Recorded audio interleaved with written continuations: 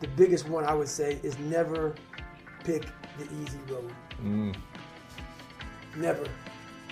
And it always goes back to kind of the hero mentality. Never pick the easy road, ever in your life. That is the one road that is doomed. It is doomed. If you want something like 6-minute abs, all these different things, if you want it so fast, you may achieve what you wanted, but you want the permanent fix. The permanent fix comes from the hard road. The hard road gives you permanent results. The easy road gives you the quick fix. You will go back to where you started on the easy route. That hard route is so permanent that it ends up callousing you everywhere. Everywhere. You keep a six-pack forever. You keep it. You keep it. Because you know the work that goes into it. Yeah. You are your own hero. You are your own leader. You are your own master. And that is a big one because we idolize so many people and we want to be them. We want to be someone else. And in doing that, you lose all the potential of who you are. You mimic. You be them. You are them. You become them. And you lose you. And we look up to so many people in this world who will let us down. We're humans. I'm going to let you down. You're going to let somebody down. And you put them on a pedestal, you then lose time when that person comes up and lets you down. You must hold yourself accountable, and being your own hero, that's what that does. You make yourself so totally accountable for who you are. You focus on you and only on you to become the best person you could be for others. Because we leave a lot on the table, not searching who we are. And then therefore, you die not knowing your greatest potential. Everybody that hears me speak, they want to go straight to recovery. Work out first. Work out first. Before you talk to me about recovery, How to recover, yeah. work out first. We are always looking for, like whenever I talk to people, people take my words and they put it in a way to where they want to feel comfortable. This guy, you know, they want to put you in a box. They want to put a title on you. No, you're putting a title on me to make yourself feel better about yourself. If you read this book of mine and you see where I came from, this person was not built. This person was not made by God. This person was built. I made this person. I made this person by diving into the insecurities that life gave me. Because now they're yours.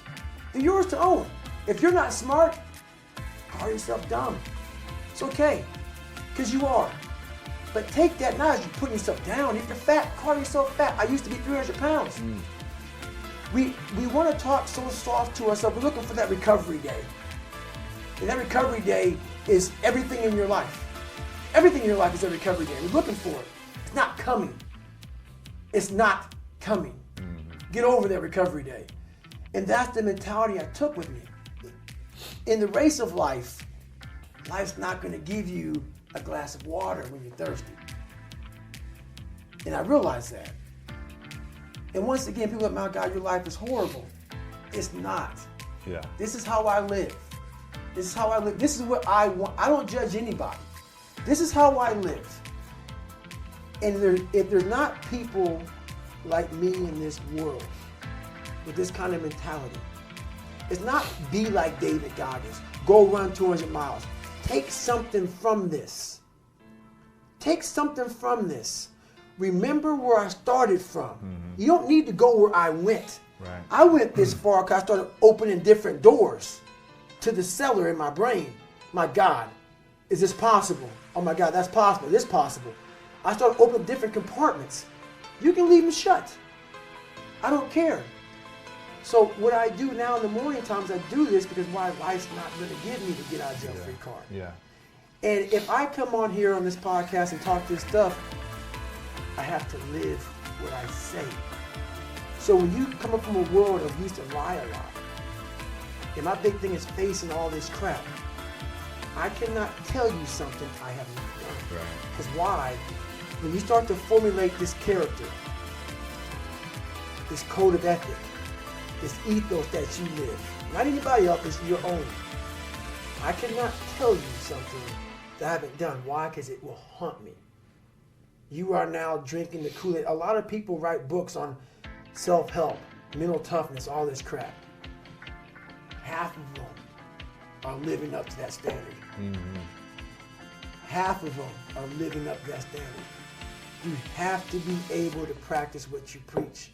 It has to be what you are. That's why when people say, my God, when you speak on stuff, it's so passionate. Because you're making me relive my life. Yeah. It's not a comfortable life. Yeah. This life was made. This life was earned. Yeah. And if people like it, great. If not, so be it. At nighttime, I think about nothing. When you're stretching or when you're... No, I'm stretching. Yeah. That's my time. That's my time. To sit back and recharge for tomorrow. Because why? This is not, mental toughness is not a class. We have this class that they designed. Eat an elephant one bite at a time. Self-talk, visualization, arousal control. It's all great. It's all great. It has to be a lifestyle. Yeah. You work on mental callousing on a daily basis. Because your brain, your mind, like your brain isn't a muscle so much, you will lose it. You will lose the ability to suffer in the worst of times if you come out of it for too long. If you can lift 315 pounds and you stop going to the gym for a month, I guarantee you won't be able to pick the same weight up again. Mm-hmm. All the stories I talked about today, all the things in that book, if I went and said, I'm good, I gained all this knowledge. If I stop today, the knowledge is gone. Yeah. I have to go back deep to retrieve it. I don't want to go back deep to retrieve it. I want to be able to call on it now. That's why I do these things. I know what not doing them will get me. Yeah. I stretch out a lot and I believe in yoga. Oh, it's just great, but you ain't gonna find it in some fucking room. Mm-hmm. You're gonna find peace from going to war with yourself, because we all got shit. We all got shit. People look at me. The reason why my story resonates with people, because I don't hide. I'll tell you exactly who the fuck I am. I will admit to it. People are great at hiding. Mm-hmm. So they want to just find peace. No, you got to take your shit, fix whatever's fucked up in you. Don't just shove it under the rug. Fix it, and then you'll find some peace later. I didn't stop anymore from there. And I started realizing through this process that the fucking mind is what you created. And I started opening different doors that I didn't think were even there, that I didn't think even existed. And the more doors I opened up, the more I started realizing that my potential is damn near endless.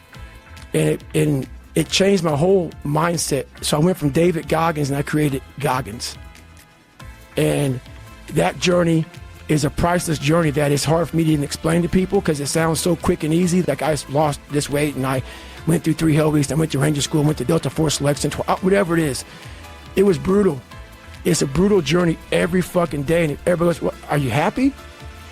If anybody knows my life story, and I'll try to give you just a snippet of it, where I'm at today is in front of Joe Rogan telling you my life.